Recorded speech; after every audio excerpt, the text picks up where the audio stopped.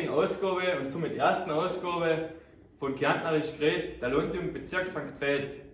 Unser heutiges und somit erstes Wort ist Ring. Und dazu haben wir heute unseren Landesoben und der Landjugend Kärnten, Michael Bachler, eingeladen und der wird jetzt erklären, was das Wort bedeutet. Ja, danke für die Einladung heute zu eurer ersten Ausgabe. Natürlich bin ich da gerne aufgefahren, Zeichner St. Veit aus dem Laufental und habe euch ein Wort mitgebracht, Ring. Der ist nicht so ring, sagt man bei uns, und das heißt auf gut Deutsch übersetzt einfach nur leicht. Danke Michi, schreiben wir das auf fürs Verständnis.